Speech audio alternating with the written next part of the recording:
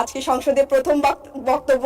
ওখানে ৩৭ জন নারী আর এখানে আমরা ১৩ জন নারী, অথচ টিআর কাবিখার বরাদ্দে আমরা মাত্র ১৩ জন বঞ্চিত হলাম। স্পিকার, মহিলা আসন নম্বর ৩৪৬ মাহমুদা আলম মিতু। মাহমুদা আলম মিতু, আপনার সময় ৫ মিনিট। ধন্যবাদ। আলহামদুলিল্লাহ। স্পিকার, প্রথমেই আমি ২০২৬-২৭ অর্থ বছরে শিক্ষা এবং স্বাস্থ্য খাতে বেশ দ্বিগুণ বরাদ্দ হয়েছে, এজন্য আমি আপনার মাধ্যমে মাননীয় অর্থমন্ত্রীকে এবং বর্তমান সরকারকে ধন্যবাদ জানাচ্ছি। স্পিকার, সরকার দলের সাংসদরা প্রায় বাজেট অনেক বড় বলে উচ্ছ্বাস প্রকাশ করে, তো আমি একটু বলে যেতে চাই যে মুদ্রাস্ফীতি তুলনায় কিন্তু এই বাজেট যথেষ্ট বড় নয়। স্পিকার, এই বাজেটের বিষয়ে কথা বলার আগে আমি একটু বলি যে আমাকে গতকালকে ২-৩ জন মেয়ে ফোন করেছে, বলেছে যে আপু আপনি তো সংসদে কথা বলবেন, আপনি একটু বলবেন যে সঞ্চয়পত্রের যে মুনাফা, এই মুনাফার উপর কর দ্বিগুণ ধরা হয়েছে।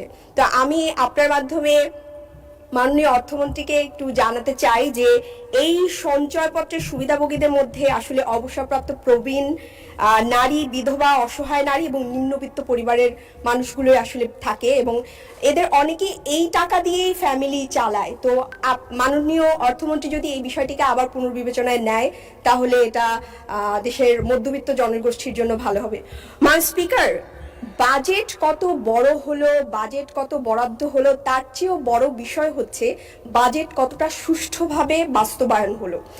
২০২২-২৩ অর্থ বছরের দিকে যদি আমরা তাকাই, স্বাস্থ্য বাজেটের কথা যদি বলি, সেখানে বরাদ্দ ছিল ৩৬,৮৬৩ কোটি টাকা, কিন্তু ব্যয় হয়েছে মাত্র ২২,৫২১ কোটি টাকা, তার মানে ৪০% ব্যয় হয়নি।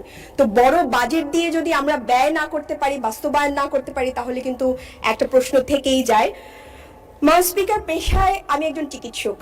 আমি সরকার দলের মাননীয় সাংসদরা প্রায় বলেন যে আমরা শুধু সমালোচনার খাতিরে সমালোচনা করছি, তো আমি সমালোচনা করব না, আমি একটা প্রজেক্ট, একটা স্বাস্থ্য বিষয়ে একটা প্রস্তাবনা দিতে চাই, কিন্তু তার আগে একটা গুরুত্বপূর্ণ বিষয়ের দৃষ্টি আকর্ষণ করতে চাই।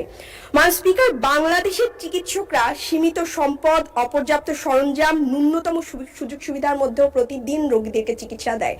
আপনি জানেন, আপনারা সবাই একটা এলাকা থেকে নির্বাচিত হয়ে এসেছেন এবং সেই এলাকার হাসপাতালের কি অবস্থা এটা অ্যাজ এ হোল আমরা সবাই জানি, এবং হাসপাতালে ডাক্তারদের রুমের কি অবস্থা, তারা কিভাবে চিকিৎসা দেয়, কত কম সরঞ্জামের মধ্যে চিকিৎসা দেয়, এটা কিন্তু আমরা জানি। কিন্তু তারপরেও অত্যন্ত দুঃখের সাথে বলতে হচ্ছে যে আমাদের চিকিৎসকরা প্রতিনিয়ত লাঞ্ছিত হচ্ছে, তারা কর্মস্থলে প্রতিনিয়ত শারীরিক নিগ্রহের শিকার হচ্ছে। তা আমি আপনার মাধ্যমে মাননীয় স্বরাষ্ট্র মন্ত্রণালয়, স্বাস্থ্য মন্ত্রণালয় এবং আইন মন্ত্রণালয়কে একটু জানিয়ে রাখতে চাই বা আমি অনুরোধ করতে চাই যে তারা যেন এই যে চিকিৎসক সুরক্ষা আইন, যেটা নিয়ে অনেকবার কথা চলেছে, এটার ব্যাপারে আবারও একটু এটার ব্যাপারে বাস্তব পদক্ষেপ গ্রহণ করেন। স্পিকার, রাজনীতিতে যুক্ত হওয়ার আগে আমি পেশাগত জীবনের পাশাপাশি ফ্রি চিকিৎসা দিতাম গর্ভবতী নারীদের। তা আমি যখন রাজনীতিতে আসি তখন তারা আমাকে প্রশ্ন করেছে, আপু আপনি তো চলে যাচ্ছেন, আমি প্রায় ৩০,০০০ গর্ভবতীদের চিকিৎসা দিয়েছি, বিনামূল্যে পরামর্শ দিয়েছি, তা আপনি তো চলে যাচ্ছেন, এখন তো আমরা এই সুবিধা থেকে বঞ্চিত হব। তখন আমি তাদেরকে কথা দিয়ে এসেছিলাম এবং খুব বড় গলায় আমি কমেন্টও করতাম যে আমি যদি নীতি নির্ধারণী পর্যায়ে যাই বা আমি যদি সংসদে যাই, আমি এমন নীতি বাস্তবায়ন করব যেখানে বাংলাদেশের ৩০,০০০ নয় ৩০ লক্ষ মায়েরা নিরাপদে সন্তান প্রসব করতে পারবে। তো স্পিকার, অত্যন্ত দুঃখের সাথে জানাতে হয়, খুব আবেগীয় বিষয় আমাদের নারীদের জন্য, বাংলাদেশে প্রতি বছর ৩.৫ থেকে ৪,০০০ নারী সন্তান প্রসব করতে গিয়ে মারা যায়। এর চেয়ে দুঃখজনক একটা দেশের জন্য কিছু হতে পারে না। স্পিকার, এই মারা যাওয়ার পিছনে একটা কিছু কারণ রয়েছে, তার মধ্যে দেখা যায় যে WHO যে নিয়ম, সে অনুযায়ী একজন নারীকে ৮ বার অ্যান্টিনেটাল চেক আপ করার কথা, বাংলাদেশে মাত্র ৫% নারী ৮ বার চেক আপ নেয়, এবং ৪ বার হলেও আমরা স্ট্যান্ডার্ড বলি বা ধরে নেই যে ওকে, সে ৫৮% নারী এই ৪ বারও নেয় না। এতে কি হয়? দুর্বল মানব সম্পদ তৈরি হয়। এই যে হামে এতগুলো শিশু মারা গেল, এদের সাথে কিন্তু এই যে গর্ভ অবস্থায় একটা অপুষ্টির একটা সম্পর্ক মাননীয় স্পিকার থেকে যায়।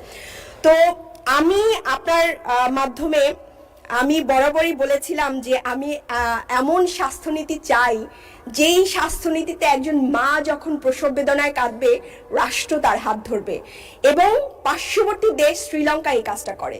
শ্রীলঙ্কা মাতৃমৃত্যুর হারকে ঈর্ষণীয় পর্যায়ে কমিয়ে এনেছে। সেই শ্রীলঙ্কার কাছাকাছি আমি একটা মাননীয় সদস্য, আপনার সময় শেষ, আমি আপনাকে আরো 3 মিনিট বাড়িয়ে দিলাম।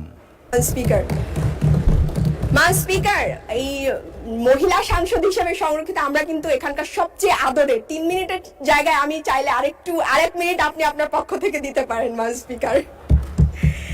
তো আমি প্রস্তাব করছি যে স্পিকার, মাতৃস্বাস্থ্য বেনিফিট প্যাকেজ, এটা একজন মায়ের জন্য 50,000 টাকার একটা প্যাকেজ, এটা চালু করার জন্য আমি এখানে স্বাস্থ্যমন্ত্রীও নেই, প্রতিমন্ত্রীও নেই, আমি বারবার খেয়াল করছিলাম, এবং আমি একজন বিরোধী দলের নারী সদস্য, আমার এই গুরুত্বপূর্ণ কথাটি, এবং এই খুবই গুরুত্বপূর্ণ এবং আবেগময় একটা জায়গা নারীদের জন্য, এই কথাটি আমার সংসদ যারা আছেন তারা নেবেন কিনা আমি এটা নিয়ে, তারা নাই, আমি তারপরেও বলছি, এবং এটা কিন্তু দেশের জন্য, এবং আমি রাজনীতিবিদ নই, আমি জুলাইয়ের পরে এসেছি এবং আমি মানুষের জন্য কাজ করতে চাই। এটা একটা বড় জায়গা, এটা যদি আমাদের মায়েদের জন্য এরকম বেনিফিট প্যাকেজ নেওয়া হয় আমরা একটা সবল মানব সম্পদ তৈরি করতে পারবো। এর মধ্যে কি কি থাকবে স্পিকার?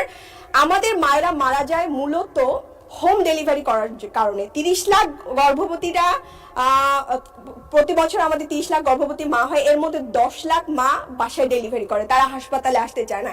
এই প্যাকেজের মধ্যে আমি 8টি এনসি চেকআপ বা 4টি এনসি চেকআপ ন্যূনতম, এবং একটা পুষ্টির প্যাকেজ, এবং প্রসব পরবর্তী সেবাটাও আমি নিশ্চিত করতে চাই।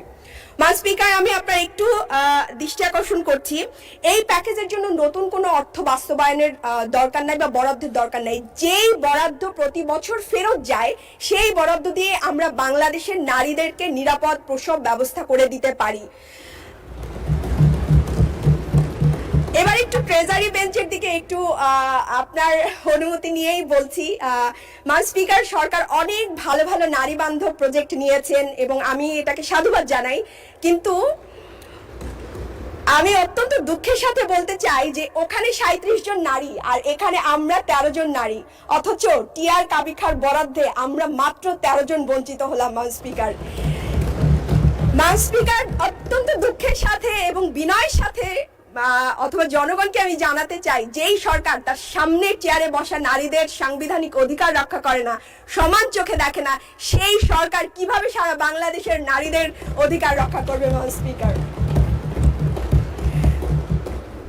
স্পিকার, বলতে চাই না, তারপরে বলতে হয়, এর মধ্যে বাংলাদেশে অনেক বড় বড় মিরাকল ঘটে গেছে, এবং আমাদের মাননীয় স্থানীয় সরকার পল্লী উন্নয়ন সমবায় মন্ত্রীর উপজেলায় যেই কাজ হয়েছে সেটা অন্যান্য। স্পিকার, আমাকে 2 মিনিট দিতে হবে। আমি আগেই বলেছি আমরা সংরক্ষিত আসনের নারীরা, আমরা এখানকার সবচেয়ে স্নেহের এবং আমাদের অধিকারও অনেক বেশি। প্রতিমন্ত্রীর আমি একটু বলে যাই। স্পিকার, 2 মিনিট এলাকা নিয়ে বলতে চাই। আপনার তো সময় শেষ হয়ে গেছে। আপনার বক্তব্য নিশ্চয়ই শুনেছেন সকলেই। আচ্ছা, লাস্ট 1 মিনিট। Thank you. ঠিক আছে স্পিকার, আমার এলাকা কাঠালিয়া, আমার আসন জালকাঠিয়া, কাঠালিয়া উপজেলা, এখানে ওখানকার নির্বাচিত এমপিও আছেন।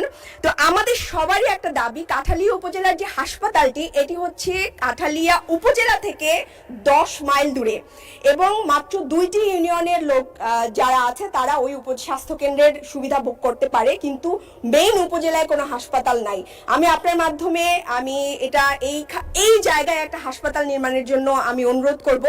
পাশাপাশি আমাদের রাজাপুর উপজেলায়ও কোনো স্বাস্থ্য কেন্দ্রে কোনো সরঞ্জামাদি নাই। আমি এটাকে এই ব্যাপারে আপনার মাধ্যমে স্বাস্থ্যমন্ত্রীর দৃষ্টি আকর্ষণ করব। স্পিকার, আমি 2 মিনিট চেয়েছিলাম। থ্যাংক ইউ, আপনাদেরকে ধন্যবাদ। আজকে সংসদে প্রথম বক্তব্য। আর আপনি একটা কথা বলেছেন মাননীয় স্পিকার, যে এটা শাহবাগ না, আমরা কিন্তু শাহবাগ থেকেই উঠে এসেছি মাননীয় স্পিকার, এবং শাহবাগের সত্তা নিয়ে আমরা এখানে দাঁড়িয়েছি। আপনাকে ধন্যবাদ স্পিকার। অসংখ্য ধন্যবাদ আপনাকে। শাহবাগের সত্তা সবকিছু আমাদের ঠিক থাকতে হবে, বাট নরমটা রাখতে হবে পার্লামেন্টের। অসংখ্য ধন্যবাদ।